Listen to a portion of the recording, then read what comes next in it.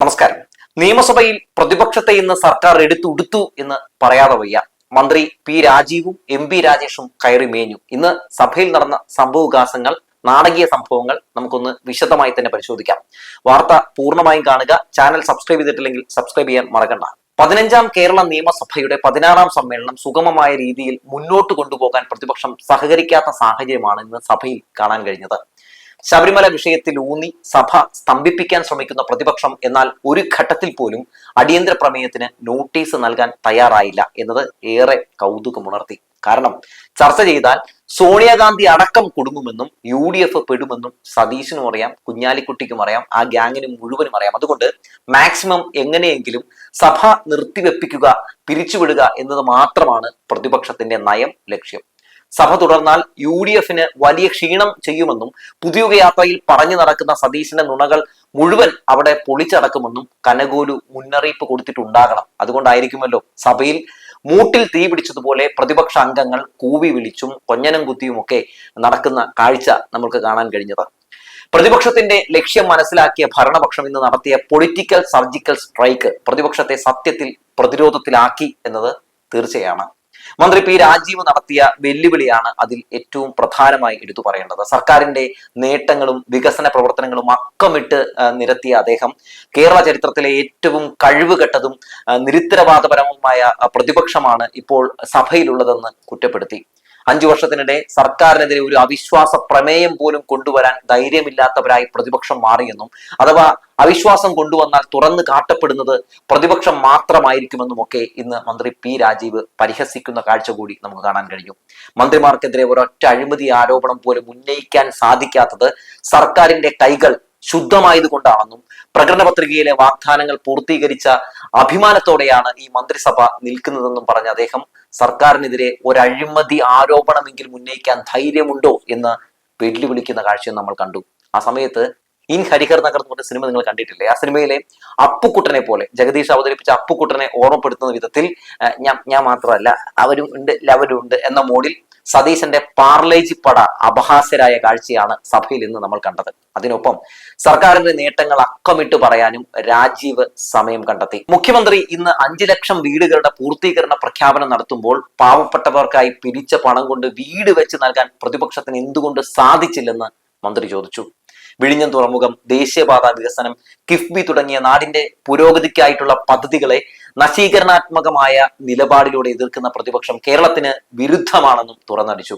കൂടാതെ തന്ത്രിയുമായി ബന്ധപ്പെട്ട വിവാദങ്ങളിൽ സർക്കാരിന് പ്രത്യേകിച്ച് അഭിപ്രായമില്ലെന്നും സ്വതന്ത്രമായ അന്വേഷണമാണ് നടക്കുന്നതെന്നും വ്യക്തമാക്കിയ മന്ത്രി ഹൈക്കോടതിയുടെ നിരീക്ഷണങ്ങൾക്ക് മുകളിലാണോ വിജിലൻസ് പരാമർശമെന്നും ചോദിക്കുന്ന കാഴ്ച കണ്ടു. പ്രതിപക്ഷ നേതാവിൻ്റേത് പബ്ലിക് ഇൻട്രസ്റ്റ് അല്ല, മറിച്ച് പബ്ലിസിറ്റി ഇൻട്രസ്റ്റ് ആണെന്ന ഹൈക്കോടതി പരാമർശം ഓർമ്മിപ്പിച്ച അദ്ദേഹം ഉത്തരവാദിത്തം നിർവഹിക്കുന്നതിൽ പൂർണ്ണമായും പരാജയപ്പെട്ട പ്രതിപക്ഷം ജനങ്ങളുടെ മനസ്സിൽ ഇടമില്ലാത്തവരായി മാറാൻ പോവുകയാണെന്നും മുന്നറിയിപ്പ് നൽകുന്ന കാഴ്ചയ്ക്കും സഭ ഇന്ന് സാക്ഷ്യം വഹിച്ചു. സർക്കാരിനെതിരെ ഉന്നയിക്കാൻ കാതലായ വിഷയങ്ങളില്ലാത്ത പ്രതിപക്ഷം എങ്ങനെയെങ്കിലും സഭാ നടപടികൾ തീർന്നു കിട്ടിയാൽ മതിയെന്ന മാനസികാവസ്ഥയിലാണെന്ന് തദ്ദേശ സ്വയംഭരണ വകുപ്പ് മന്ത്രി എം പി രാജേഷും പരിഹസിച്ച കാഴ്ച നമ്മൾ ഇന്ന് കണ്ടു. പ്രതിപക്ഷത്തിന്റെ ശവമടക്ക് കഴിഞ്ഞെന്ന് പറയാതെ വയ്യ. ഒരു ജനകീയ പ്രശ്നം പോലും ഉയർത്താൻ കഴിയാത്ത പ്രതിപക്ഷത്തിന്റെ പാപ്പരത്തമാണ് സഭയുടെ നടുത്തളത്തിൽ ബാനർ രാഷ്ട്രീയത്തിലൂടെ വെളിവാവുന്നതെന്നും സഭയുടെ വെളിയിൽ ഇറങ്ങി പ്രതിഷേധിക്കുന്ന പ്രതിപക്ഷത്തെ വരാനിരിക്കുന്ന തിരഞ്ഞെടുപ്പിൽ ജനങ്ങൾ ആഴക്കിണറ്റിലേക്ക് വലിച്ചെറിയുമെന്നും നിരായുധരായ ഒരു കൂട്ടമായിട്ടായിരിക്കും ഈ സഭ കഴിയുമ്പോൾ പ്രതിപക്ഷം പുറത്തേക്ക് പോകേണ്ടി വരികയെന്നും എന്തായാലും എം പി രാജേഷ് ആഞ്ഞടിച്ചു.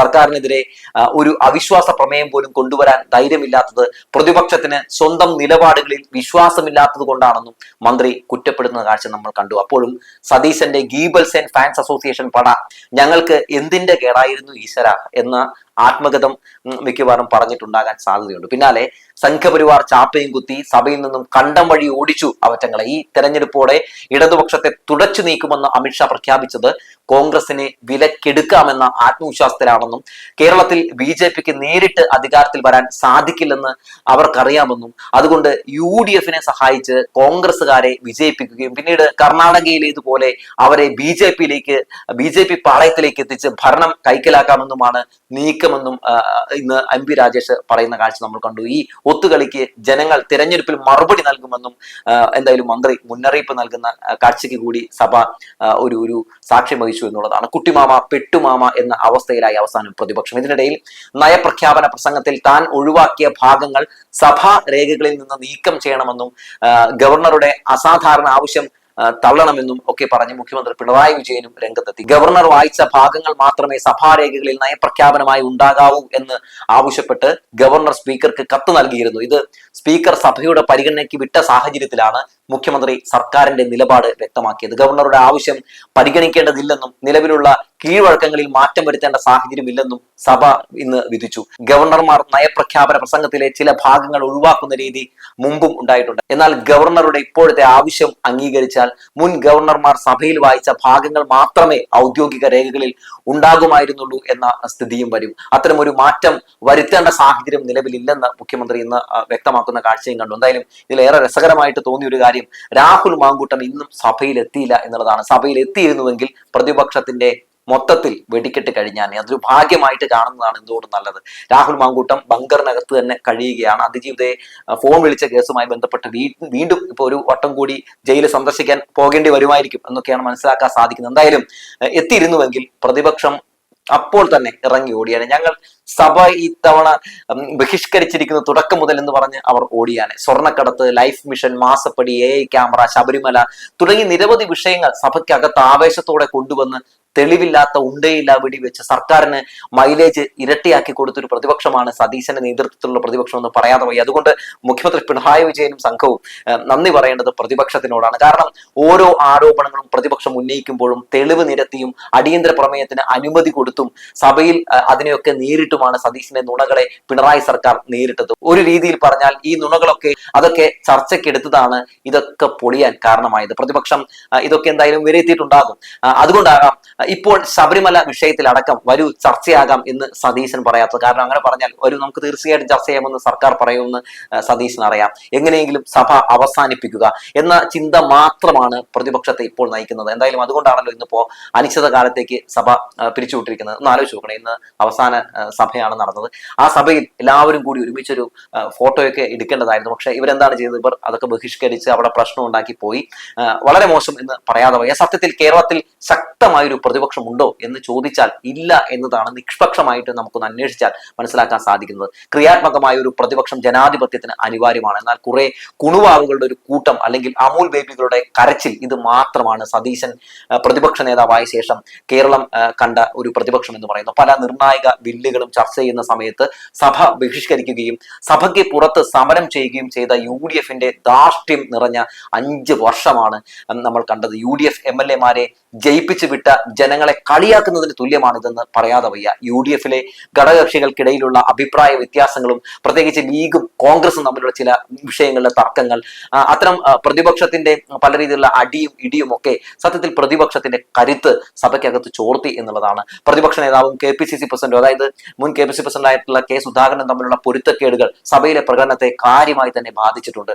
സർക്കാരിന്റെ നയങ്ങളെ എതിർക്കുമ്പോഴും ഞങ്ങൾ എന്ത് ചെയ്യും എന്നൊരു ബദൽ കാഴ്ചപ്പാട് ജനങ്ങൾക്ക് മുമ്പിൽ വെക്കാൻ പ്രതിപക്ഷത്തിന് കഴിഞ്ഞില്ല. അത് വലിയൊരു പരാജയമായി തന്നെയാണ് ഞാൻ മനസ്സിലാക്കുന്നത്. അതുമാത്രമല്ല പല ചോദ്യോത്തര വേളകളിലും സബ്മിഷനുകളിലും ഭരണപക്ഷത്തിന്റെ മറുപടികൾക്ക് മുമ്പിൽ പതറുന്ന പ്രതിപക്ഷത്തെയാണ് 5 വർഷം ഞാനും നിങ്ങളും ഒക്കെ കണ്ടത്. സഭയിൽ ഉയർത്തിയ പ്ലക്കാർഡുകളും ബാനറുകളും പലപ്പോഴും മാധ്യമ ഒരു ശ്രദ്ധയ്ക്ക് അല്ലെങ്കിൽ മാധ്യമങ്ങളിൽ വാർത്തയാകാൻ വേണ്ടി മാത്രം ഉള്ള നാടകങ്ങളുടെ ഉപാധികളായി മാത്രമാണ് നമുക്ക് കാണാൻ കഴിഞ്ഞത്. അത്തരത്തിലുള്ള കാര്യങ്ങൾക്ക് വേണ്ടി മാത്രം ഉന്നയിക്കുന്ന വെറും ആരോപണങ്ങളായി മാറി എല്ലാം. പലപ്പോഴും പത്രവാർത്തകളെ മാത്രം അടിസ്ഥാനമാക്കിയാണ് പ്രതിപക്ഷം സഭയിൽ ആരോപണങ്ങൾ ഉന്നയിക്കുന്നത്. ഗഹനമായ പഠനമോ രേഖകളുടെ പിൻബലമോ ഇല്ലാത്തത് ഭരണപക്ഷത്തിന് എളുപ്പത്തിൽ പ്രതിരോധിക്കാൻ അവസരം നൽകി.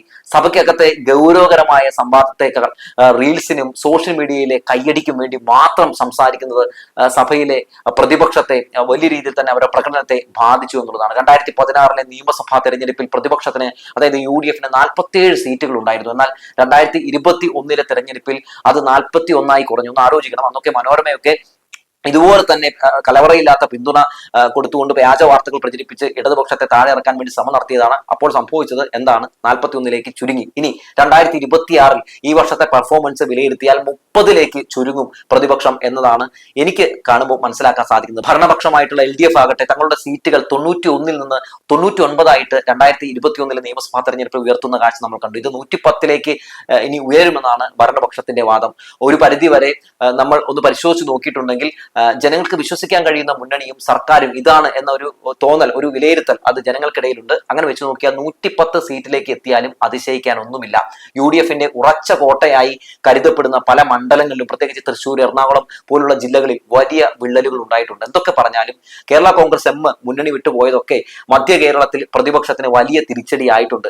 അപ്പോൾ മൊത്തത്തിൽ എടുത്ത് പരിശോധിച്ച് നോക്കിയിട്ടുണ്ടെങ്കിൽ സഭയിൽ 5 വർഷത്തെ പെർഫോമൻസിലും പ്രതിപക്ഷം അമ്പേ പരാജയമായിരുന്നു. അങ്ങനെ കേരളത്തിൽ ഒരു പ്രതിപക്ഷമുണ്ടോ എന്ന് ചോദിച്ചാൽ ഇല്ല എന്ന് പറഞ്ഞു വെക്കാൻ കഴിയും. ഇന്നത്തെ സഭയിൽ ഉടനീളം ഞങ്ങൾ ഒന്നിനും കൊള്ളാത്തവരാണ് എന്ന് തെളിയിക്കുന്ന രീതിയിലുള്ള പെർഫോമൻസ് ആണ് ഇവർ കാഴ്ചവെച്ചത്. നാടകീയ സംഭവങ്ങളും അട്ടിമറികളും ഒക്കെ ആർക്ക് ഗുണം ചെയ്യുമെന്ന് ചോദിച്ചാൽ അത് ഭരണപക്ഷത്തിനെന്ന് പറഞ്ഞു വെച്ചുകൊണ്ട് നിർത്തുകയാണ്.